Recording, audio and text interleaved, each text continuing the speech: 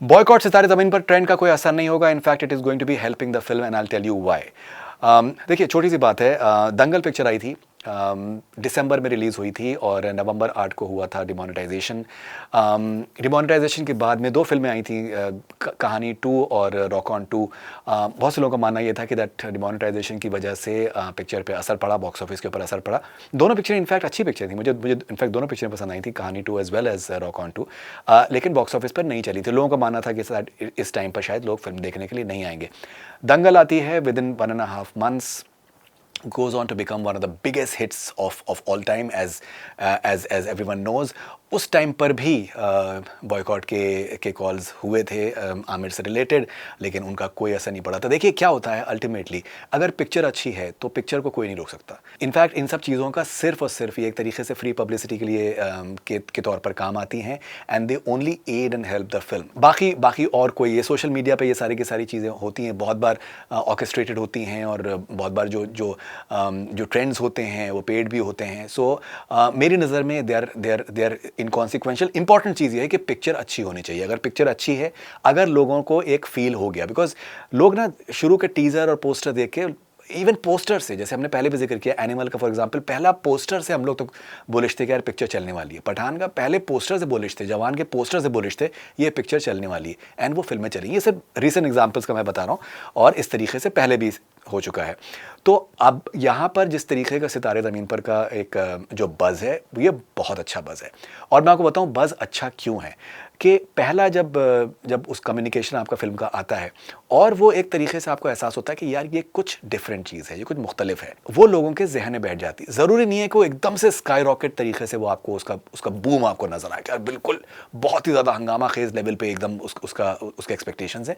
वो एक तरीके से अगर नहीं हो तो अच्छा है, ग्रेजुअली वो बिल्ड हो, वो एक्सपेक्टेशन ग्रेजुअली बिल्ड हो, लोगों को क्यूरियोसिटी हो, वो बहुत अच्छा होता है। लोगों ने कहीं ना कहीं अपना मन बना लिया होता है कि हाँ यार ये पिक्चर देखेंगे, एंड दिस इज समथिंग। जितने भी लोगों से मेरी बात हो रही है, जो भी कमेंट्स जिस तरीके से आ रहे हैं, लोगों का यही रिस्पॉन्स है कि यार this is something which is really exciting. तारे ज़मीन पर का सीक्वल है, उसके अलावा चैंपियंस का रीमेक है, तो वो तो ऑफिशियल रीमेक है, तो वो तो ऑलरेडी बोल चुके हैं।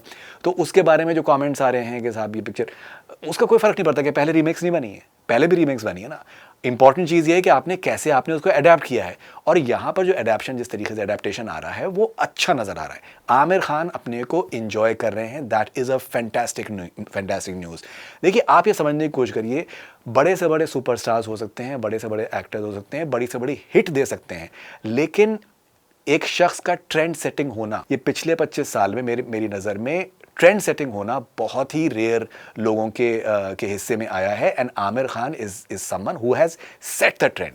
बार बार मैं रिपीट कर रहा हूँ कि OTT पर वो मुझे लगता है कि फिल्म नहीं आने वाली है, और भी जो पेपर व्यू का जो एक यूट्यूब से रिलेटेड जो एक आ रहा है, मुझे लगता है कि that can be like a revolutionary idea if that is something that he is having in his mind.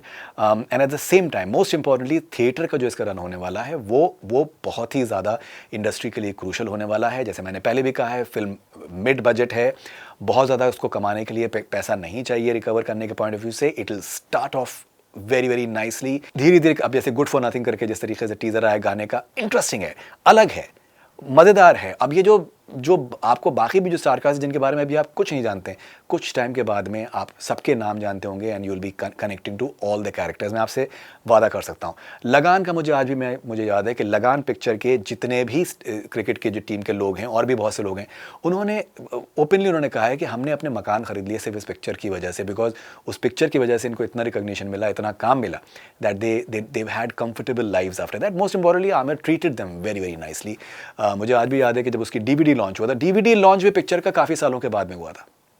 Picture 2000 में आती है, और DVD लॉन्च काफ़ी टाइम के बाद में हुआ। तो ये ही टेक्स हिज टाइम, एंड वहाँ पर पूरी स्टार कास्ट मौजूद थी, चाहे रघुवीर यादव हो, चाहे कोई भी हो, सबको इज्जत मिली, सबको रिस्पेक्ट मिली थी, and that is something which is the hallmark of Aamir Khan, and that is why he is what he is. So yeah, so all his fans, just don't worry about any of the boycott calls. It's not going to be hampering the film at all, and the way the buzz is going, the film is on its course for becoming a huge success. This is Faridun Sharia for Connect Cine. Stay connected.